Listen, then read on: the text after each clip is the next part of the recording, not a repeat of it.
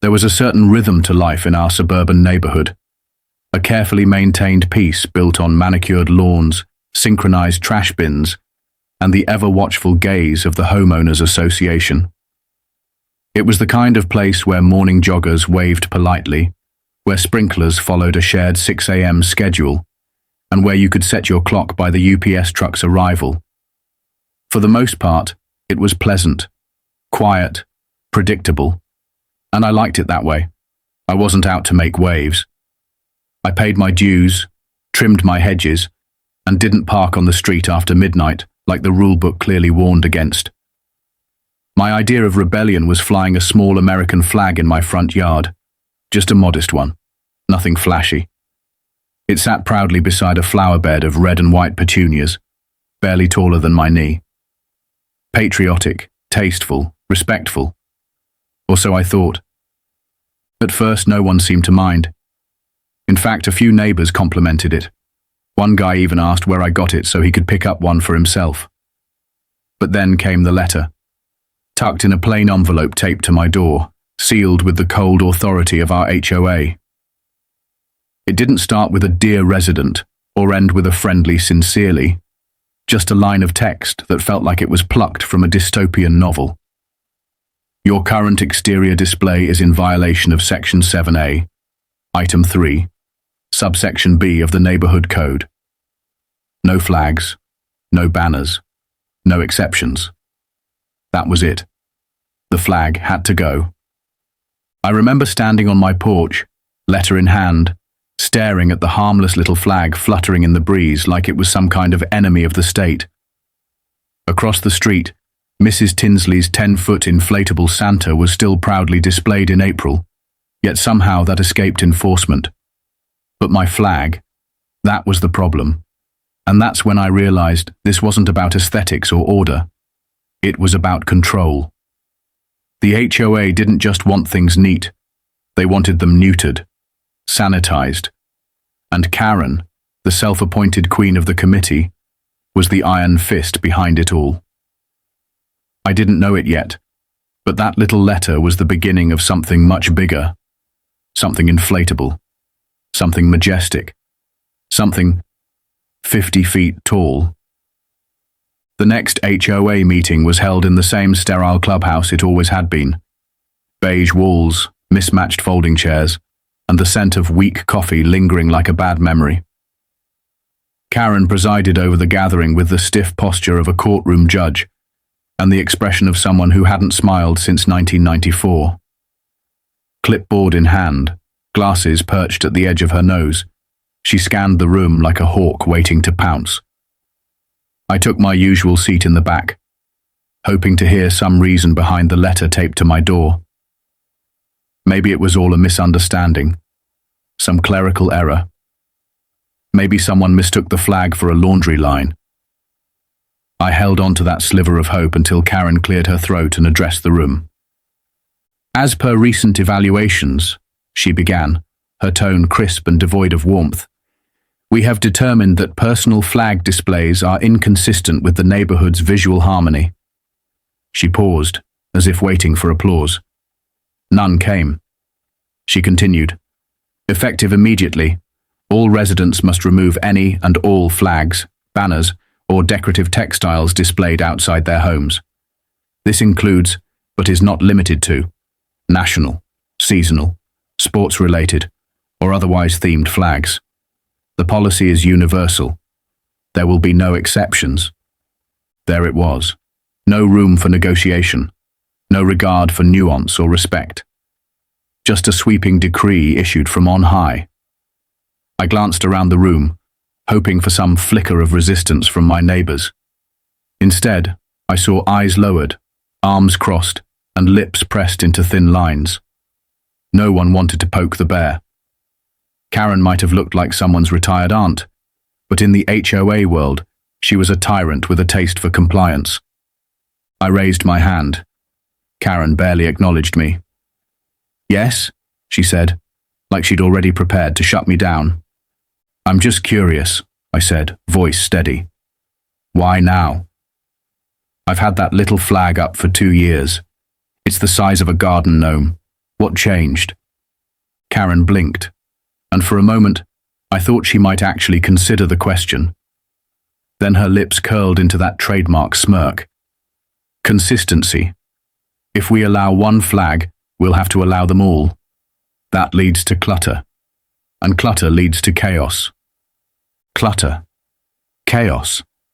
We weren't talking about spray-painted graffiti or rotting yard gnomes. We were talking about the American flag, something people literally died defending. But to Karen, it was visual noise, a disruption of her sterile little kingdom. She wrapped her fingers around her clipboard like it was a sword and moved on to the next agenda item, shutting down any further questions. I left the meeting with clenched fists and a buzzing in my ears. It wasn't just about the flag anymore. It was about being told that a quiet, respectful expression of love for my country somehow didn't fit in, that it needed to be removed, hidden, erased. That's when the gears started turning. If they didn't want a flag, fine. I'd give them something else. Something so bold, so ridiculous, so absolutely unforgettable. It would be the most glorious act of passive resistance this neighborhood had ever seen. In the days that followed the meeting, I thought maybe, just maybe, I wasn't the only one fuming. I saw the way some neighbors avoided eye contact when they walked past my yard, how others lingered just a second longer when passing the now empty spot where my flag once stood. There was a collective unease in the air, like everyone was waiting for someone to do something, but no one wanted to be first. So I took the initiative. I printed flyers, polite, respectful ones, and dropped them in a dozen mailboxes. I called it a conversation about common sense. I didn't mention Karen by name, but everyone knew who I meant. I even included a quote from the Constitution. I figured that would stir a few souls. A few neighbors responded. Old Mr. Gutierrez from down the block gave me a thumbs up from his porch. Marcia and Derek, the newlyweds with the blue shutters, told me privately they thought the rule was ridiculous. We support you, Marcia said with a reassuring smile. In spirit, of course. Spirit, not action. That seemed to be the recurring theme. I organized a small meeting at the community park gazebo. 7 people showed up. 5 of them only stayed for the free donuts.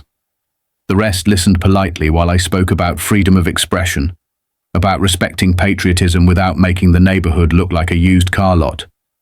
They nodded, they murmured, and then they went home, careful not to promise anything. I couldn't blame them. Karen had the HOA's full authority behind her. She could fine you for overgrown grass, suspend your pool privileges, even initiate legal action if she felt provoked. Most folks weren't up for that kind of battle, not over a flag anyway. By the end of the week, the rebellion I had hoped for fizzled out like a wet firecracker. The energy wasn't there. The fear was. It was in the way people peeked out from behind curtains when Karen's golf cart rolled by, in the quick shuffling of feet when she stepped onto a sidewalk. I realized then that change wasn't going to come from the group. It had to come from me. Not through petitions or polite objections, but through something louder. Something that couldn't be ignored, no matter how many rules she quoted from her precious manual. If they wanted silence, I would give them spectacle. It started with a joke. I was browsing online late one night, still simmering over the meeting, still picturing Karen's smug face as she ruled over the neighborhood, like some HOA overlord.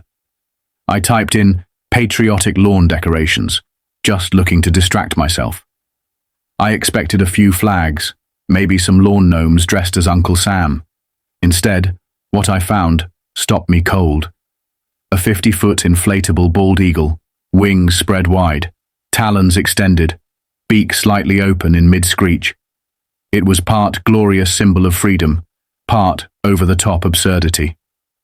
The kind of thing you'd see floating down Broadway in a parade, not resting on someone's lawn. And yet, in that moment, it called to me.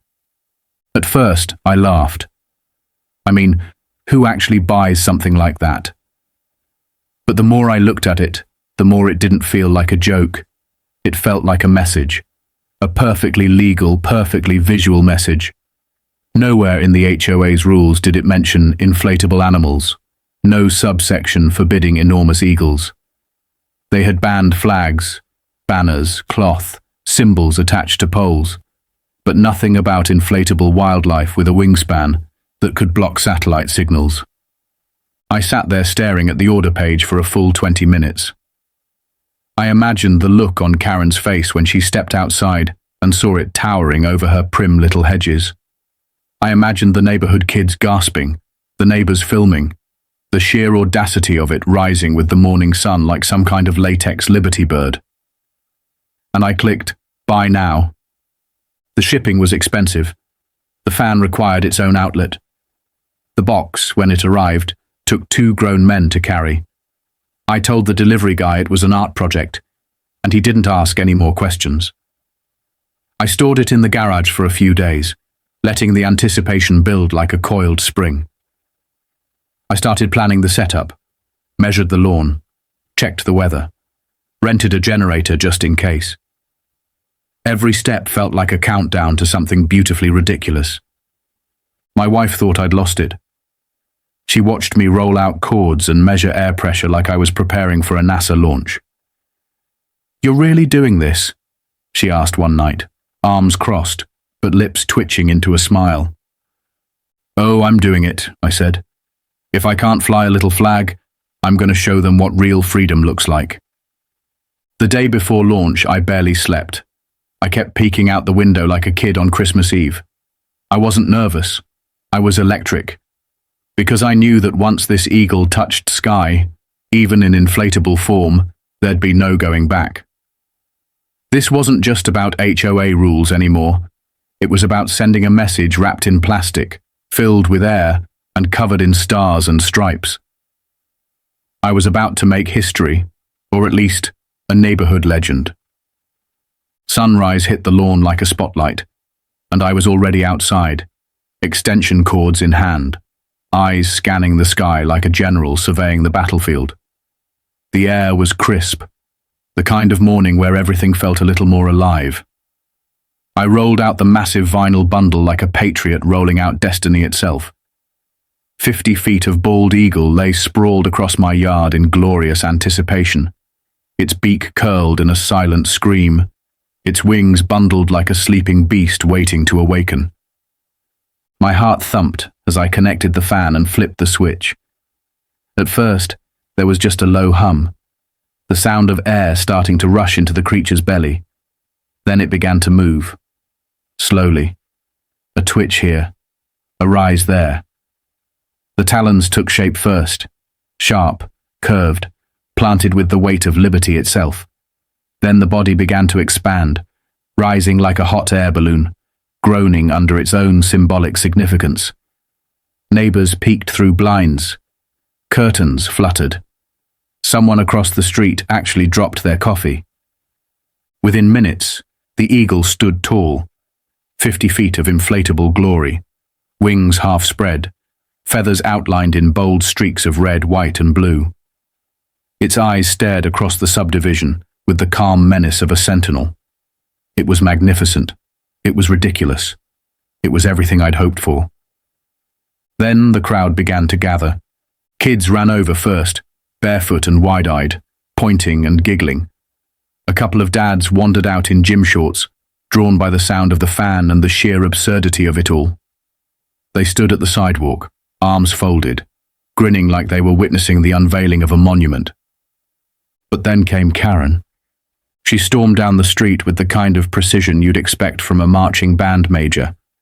Clipboard gripped in one hand like it was a holy relic, phone in the other, already dialing. Her mouth opened before she reached the edge of my lawn. "This is an unauthorized structure," she barked. "This is in violation of HOA zoning rules, paragraph 8, line 3. I smiled and held up a copy of the rulebook, bookmarked and highlighted. "Actually, Karen," I said, keeping my voice as even as a bedtime story, "this isn't a flag. It's not on a pole. It's not made of fabric, and it doesn't fall under the decorative textile clause. It's a lawn ornament, like your ceramic flamingos, only taller. She gawked at me, then at the eagle, then back again, like her brain was buffering. It's obstructing sight lines. So does your lilac bush. It's making noise. The fan's quieter than your husband's leaf blower, she sputtered. The crowd stifled laughs. Someone behind me whispered, "God bless America," and I swear I heard someone start humming the national anthem. By noon, a local news van had shown up. They'd heard about the giant eagle incident through social media, and now they wanted interviews. I stood proudly in front of my inflatable companion, fielding questions with the poise of a man who knew he'd just secured his place in suburban folklore. Karen stormed off, muttering into her phone, probably dialing every board member she could think of. But it didn't matter. The eagle was up. The people were watching. The message had been sent, and the winds of freedom, or at least the breeze from a very powerful fan, were on my side. The eagle had landed, and no one was ever going to forget it. By the next morning, the neighborhood wasn't just buzzing, it was howling. The video of the eagle, with Karen's furious meltdown in the background, had gone viral overnight. Someone had caught the entire exchange on their phone and uploaded it with the title, HOA Karen vs. Freedom Bird. Within hours, it had racked up thousands of views. By noon, it was trending on local forums and even got picked up by a few national meme pages. Suddenly, my front yard wasn't just a battleground. It was a pilgrimage site. Cars started driving slowly past the house, their passengers pointing, laughing, taking selfies with the eagle in the background like it was a roadside attraction. People brought lawn chairs. Someone left a small bouquet of plastic flowers at the eagle's feet, like it was a war memorial. And through it all, Karen unraveled. She launched a campaign of paperwork, sending out multiple violation notices in a single day. Each one cited different infractions: unauthorized structure, noise pollution, disruption of community order. I posted them all on my garage door like badges of honor. It only made her more furious.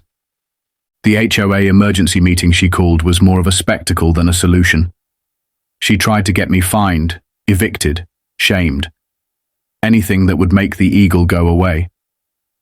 But the board was cornered. Technically, I hadn't broken any rule. I hadn't flown a flag. I hadn't installed a permanent fixture. I hadn't even played music. I'd simply inflated a decoration. And now the whole country was watching. Reporters showed up with cameras and clipboards. I gave interviews from a camping chair beneath the eagle's shadow. It's not about the flag, I told them. It's about the principle. About not letting bureaucracy stomp out common sense. Karen avoided the cameras, but you could see her peering from behind her curtains, jaw clenched, face pale with rage. She'd spent years building her HOA empire, but now she was losing control, undone not by angry mobs or court battles, but by one stubborn neighbor and 50 feet of inflatable patriotism. And as the eagle gently bobbed in the wind, wings flapping ever so slightly, I couldn't help but feel it was smiling too. Pressure works in strange ways. For weeks, Karen had doubled down on every threat in the book, but the tide was shifting. The board members, once silent allies in her crusade for neighborhood uniformity, started to flinch. They'd become regulars in news headlines and memes they never asked to be part of. HOA emails were flooded with complaints, not just from residents, but from strangers around the country, who somehow found the HOA contact info and decided to weigh in. One man from Texas sent a handwritten letter that just read, "Let the eagle soar." Finally, they called for a community-wide vote. A rare occurrence. The proposal was straightforward. Revise the charter to clarify rules around exterior displays, redefine decorative structures, and most importantly, allow for reasonable expressions of patriotism, including small flags and seasonal inflatables, within size guidelines. There was also a motion, unofficial but widely circulated, to remove Karen from her role as head of the HOA Enforcement Committee. The vote was held in the clubhouse, and this time people showed up. The room was packed, the air thick with something between rebellion and redemption. Residents who'd kept their heads down before now stood at the mic to speak. One woman said the eagle had brought her family closer. Her kids spent more time outside just to look at it. Another man said he'd lived in fear of Karen's citations for a decade and finally felt hope. When the results came in, the room erupted. The charter revisions passed with overwhelming support. Karen, though technically allowed to stay on the board, was removed from her enforcement role by a landslide. She stood up slowly, face unreadable, and left the room without saying a word. No clipboard, no lecture, no final warning. Just silence. As for the eagle, it was given a new home, temporarily. At the request of some neighbors who felt it had run its course, I agreed to move it to the local community park for special occasions. 4th of July, Veterans Day, HOA Anniversary Week, just to rub it in. It had become a symbol now, of protest, of humor, of standing up when everyone else sat down. And me? I still fly my small flag. But now I also keep a spare extension cord in the garage, just in case the eagle needs to rise again. There's something about this country that defies explanation. Maybe it's the spirit of rebellion that runs like a quiet current through even the calmest towns. Maybe it's the idea that no matter how small you are, how insignificant your voice might seem, you can still make a stand, and sometimes the world will listen. I didn't set out to become a symbol of anything. I wasn't trying to go viral, win arguments, or change local policy. All I wanted was to keep a little flag in my yard. A quiet nod to something I believe in. But when someone told me I couldn't, something deeper woke up. That eagle wasn't just a prank or a middle finger to the HOA. It was a reminder that we're allowed to push back, that rules without reason should never outweigh the values they're supposed to protect. It taught me that even in a neighborhood ruled by fine print and passive-aggressive notes, freedom still matters. Humor matters. And yes, sometimes going big is the only way to be heard. I still laugh when I think about Karen's face as that eagle rose behind me like some inflatable phoenix. I laugh even harder, knowing that in the end, common sense actually won. Not through anger or shouting, but through a little creativity, a lot of air, and an unwavering belief that we don't just follow rules, we shape them. So, yeah, I love this country. Not because it's perfect, but because even in the most unexpected places, in HOA meetings, in quiet streets, on manicured lawns, there's always room for a little rebellion, a little freedom, a little inflatable bird with a giant wingspan, and a message no one could ignore. And that's why I'll always keep the eagle folded in my garage. Ready, just in case.